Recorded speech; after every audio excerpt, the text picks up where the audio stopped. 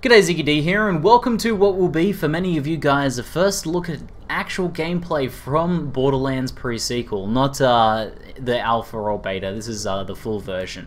Now, this is thanks to 2K Australia, who provided me very kindly with a review copy. So I'll be putting out a first impressions review and another review down the line. But I wanted to get for you guys out, now that the NDA has lifted, some actual just gameplay. So for those of you guys who kind of are feeling urged to purchase it on day one, but are not sure and want to check out some gameplay, hopefully I'll get that up nice and early for you guys, and you can check it out and help make your decision. So I'll share some of my thoughts, hopefully somewhat coherently. I've been playing for about 12 hours today. And I do need some sleep, but we're going to do this video and hopefully it'll be a bit of fun anyway.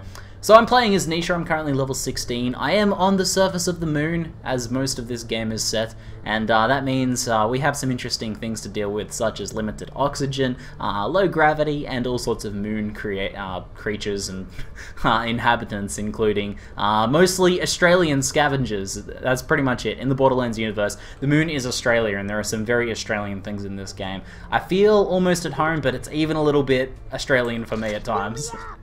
So, this gun just here is a good example of this, actually. This gun just here is named Boganella. Fair go, Boganella. Now, a lot of the prefixes and suffixes of weapons, so a lot of the affixes weapons can have actually can be quite Australian as well. So fair go, for example, is very Australian, but Boganella is the weapon type just here, which is a unique weapon I got from a quest, and it basically talks when you shoot it.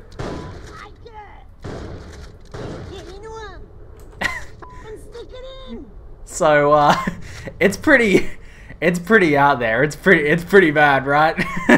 But very entertaining, and like a lot of the Australian, like especially the scavs, are very dinky die Australian, very like outback Australian, and it is quite entertaining overall. I'm having a pretty good time with the game.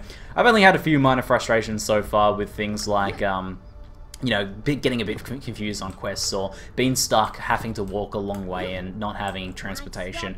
That happens every now and then, but it does tend to happen in Borderlands game. But overall, I've had a pretty damn good time. So, in our current, in this video, I'm going to be doing just a side quest. I've done enough intro talking for now, so let's get into some gameplay. We're going to be doing a side quest just here. This side quest is around my level, but some of these mobs just around this area are a little bit under level for me. But hopefully the side quest will prove challenging enough. I found that scaling in this game so far is pretty interesting, in that even like mobs set quite a few levels underneath you still pose quite a threat. So although you get like XP restrictions and stuff, like less XP from killing lower level mobs, they can still be quite dangerous, so it is still something to contend with. Now these guys here are cryo or cold based monsters. Now my other two really good weapons are cold based, but I do thankfully have this fire railgun, which is quite effective against them. It's one of the new laser weapons, and it fires a very strong single piercing bolt, so it can hit multiple enemies that are lined up, or if an enemy is larger, it can actually hit the same enemy multiple times. If it's, for example, goes through their head and hits one of their rear legs, it can hit them multiple times. At least that's what I've sort of gotten a sense of earlier just there. So let's talk a bit about movement, since we've got a little bit of that going on now. This game is low grav, and we do have kind of this oxygen booster thing that allows us to boost along. The gameplay is much faster than previous Borderlands, and I love this. I love this so much. I don't overall love the oxygen system all the way, because it can get a bit stressful at times. But I do love what comes out of it, and that's the movement system.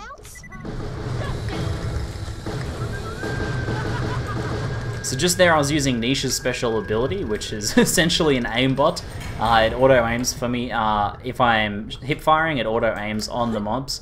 And if I aim down sights, it actually aims for crits. It's not always reliable. You do have to kind of position well for it, and use it in appropriate times. Like, it's not always going to be appropriate, but it is very powerful. And I do enjoy it. It's quite fun. So Nisha, for those of you guys who are unfamiliar, she's kind of like a Western cowboy sheriff sort of thing, or cowgirl sheriff, and that's kind of like, you got the probably sense from the music that played there. That's kind of the idea of it there. This is an oxygen vent, so I can refill my oxygen just here.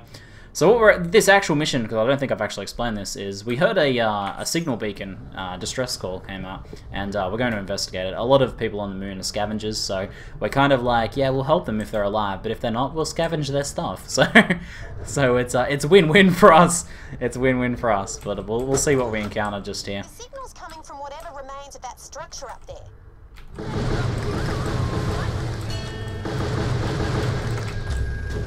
So I'm stacking a lot of on-kill effects and trying to really buff the power of that ability as well, enhancing the length of time that I can remain in that form, sort of in that aimbot form. Basically, if I kill mobs really quickly, I actually gain back half a second for every mob I kill, so I can stay in that form for a lot longer. There's a moonstone, which is the new iridium, basically, that's quite fun to do because I'm also stacking some other on-kill effects like speed boosts and damage boosts and reload speed and things like that. So basically, playing it's encouraging me to play fast. Unfortunately, my other weapons, this is like not the best for close range, but my other weapons are all cryogenic. Maybe we can try out a different weapon for you guys, but that is the one of the railguns. I don't have many other laser weaponry at the moment. I got this fire starter, just one here, which has an American flag painted on the side. It's pretty awesome. This is another unique weapon. This is a pretty old weapon, but the damage is still pretty damn good. This is a much faster firing style laser weapon. This is a more normal sort of laser weapon, I guess. There's railgun type, there's this type, and then there is kind of like a Ghostbusters beam type, which all of them are quite fun to use, actually.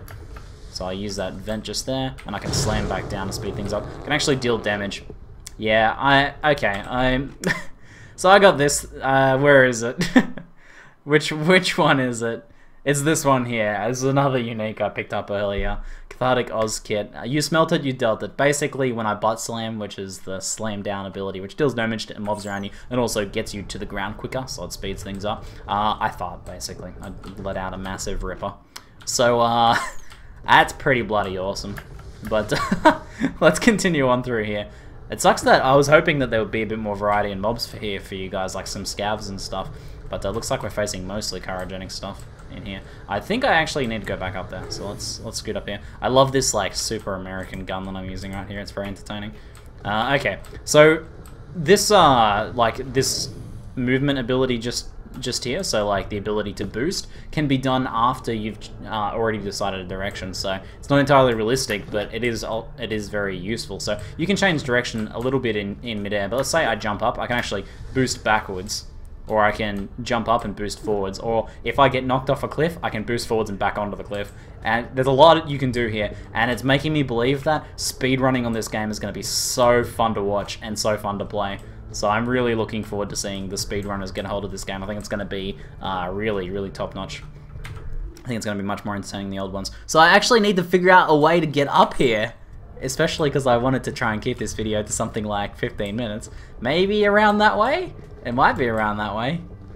Uh-oh, it could be that way. So one thing I was worried about with the lower grav and the boosting and everything was that, oh, here we go. Was that exploration would be hindered by easier movement. I've actually found, for the most part, it's been enhanced. The only thing that kind of detriments exploration, and Borderlands has always been a really exploratory and fun to explore game that's fun to explore in, and trying to, you know, find all those hidden treasures that are everywhere, and all those cool Easter eggs too. The only thing that's kind of a detriment is oxygen, because it gives you kind of like a little bit of a timer. It's not hard to keep your oxygen up, but it can be annoying at times. So there are times when you're just trying to like get up a certain mountain or something, and you're like, oh, now I've got to go back and fill my oxygen up. What a pain. Okay, here's the beacon. Amelia. Try not to make too much noise. Got my signal, eh? Good. I've been chased here by a gang of scouts. Try not to make too much noise as I let out a massive ripper. They want my head on a stick for stealing their ill-gotten loot. Here we go. I hold up here to make a stand and then realise there are too many to... Make it interesting. Here they come. Oh, let's activate this thing so we get some oxygen in here. As I can from up here. Yeah, coming. As long as they're not using fire weapons, that'll be helpful for us. Alright, so she's going hard, I guess. Survive scav attacks. I like it. I like it a lot. Alright, what do we got? I've got my shotgun. I got this little pistol would be a chance to show off the cryo weapons, which is really cool. Okay, here we go. So we've got a stolen dull jet fighter just there. Let's try and take this guy out real quick first. Might switch to the shotgun actually for this guy. There we go, unleashed. Using my aimbot just to make sure I connect there. So I just froze and shattered that dude. I'll show you guys how the cryo works. If I get a freeze on them without killing them, I can actually shatter them with a melee attack. So you can insta-kill some mobs using that. It's also just fantastic, like, crowd control. It's, like, so defensive. I was having real problems with survivability because I'm a very squishy character and I'm playing just all DPS. But actually being able to freeze like badasses by just chaining, like, pistol this pistol here is just it's a low-rarity pistol. It's nothing special. But being a cryo-accurate, fast, you know, reasonably fast-firing pistol, it does a really good job of freezing stuff. There's actually a treasure chest over here too. Let's open that up. So yeah, being able to freeze guys like that. I'll try and get a shadow on one for you guys. I'm killing most of them anyway. Oh, a few pistols there. We'll take some of these guys. There is the loot grinder now. But then I don't know what twee means. I'm Janie Springs. Do you think you'll survive this shootout? I hope so. Otherwise, I've got 300 business cards that won't ever get used. You could send me an echo version. Wrecked. Pretend I said something witty. I'll drag your number. Well then, okay. Absolutely destroying. Get into him. So you no doubt hearing all the Aussie accents, like the real Bergen Aussie accent. Get into it, mate. Right, mate, I'll wreck you. Yeah. So if you're easily offended by Australianisms and you know, casual swearing, even though it is bleeped out, you might not enjoy this game too much. I think it's a pretty light-hearted, humorous look at Australian culture, kind of blended into the Borderlands universe. I think. I do think some people might not enjoy it though. we'll see. We'll see how the reviews go in that regard. So I don't think you can freeze the vehicles. I've been able to freeze most things so far. I actually have a cryo shield as well when it depletes, so I unleash a massive cryo nova, which is very potent. Let's use some fire here. So because these guys are within the atmosphere, or these guys are not now, I can't set these guys on fire when they're outside of the atmosphere, right? He's in space right now, so I can't set him on fire. But if he comes back in here, I can set him on fire, dealing a lot more damage to him. So fire weapons are much better either indoors or in oxygen bubbles. So that's a kind of a tactical thing, and you'll want to switch your weapons accordingly to, you know, really maximize your damage. This weapon's pretty nice, even though I found it ages ago, so that's a good sign of the scalability. That's something they were talking about, the devs were talking about a bit, and something they wanted to change was the scalability of weapons. So if you find a good unique that's mechanically good, it's going to be useful for quite a long time. Unless you find something, you know, obviously that's just flat out better. A lot of the times, even though it'll have lower stats than just other common items you're finding, sometimes the mechanics of it, or just a solid weapon all round, will remain useful for longer, even though because the number differences aren't that high. You know, you're going from like 10 to 20 damage instead of 10 to 100 really quickly. So the scaling I feel has improved quite a bit. We'll see how it plays out in the low levels though. I am still only level 16. This guy's been a bit of a pain. There we go. Get whipped.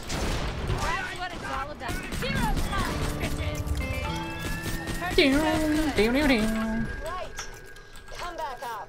You've earned your reward. Ah, yes, perfect. We'll accept our reward just there, and we get a choice of a shield or a rifle. It's only fair I split my loot with you. Not too interested in either of those. Or not be killed. Take your pick. Kill or not be killed. I'll take the shield, but only to sell. So that's a bit of a look at just some of the really basic combat. Like that's nothing too crazy, and obviously the guys were not too hard. But I will show you guys one more thing before we go. Let's do some loot grinding. This is a new addition to the loot system, allowing you to further leverage the loot you find. Instead of just selling it for cash and then using the cash on basically ammo, you now can basically combine your loot in different ways to create new types of loot. So I'm pretty excited about that. So I'll cut the town, and I'll see you guys there. So here we are back in the hub town of Concordia. it's a kind of interesting built-up place. It's also got a lot of verticality with the changes to verticality is such a buzzword these days, but it's so appropriate. With the changes to like being able to jump around, you can actually explore around on all these roofs, and there's a bunch of stuff up there, or you can go all the way down. So it's pretty not that far down, but you can go down a little bit. But it's a pretty interesting sort of design. It's much less spread out and a lot more jumping and stuff around. So that's pretty cool. That's pretty cool. Here is the loot grinder. So you unlock this through a quest after a short while, and there's going to be a bunch of fun discovery with this, because basically they don't give you a manual on the recipes. They tell you one recipe, which is combine 3 same items of the same rarity to get a higher rarity of that base item. And that's all they tell you. So I've been doing a bit of experimentation, experimenting grinding with moonstone, the effects that has. I've created some moonstone ground weapons, combined weapons. I have this one just here, which gives the loon shine extra modifier and gives it a funky new look. And this one gives it less O2 consumption rate, which is kind of, I don't really get too much, but this is another one I did. Sniper rifle with 30% chance to ignore enemy shields, so that's a pretty powerful sniper rifle as well, or at least it was when I crafted it.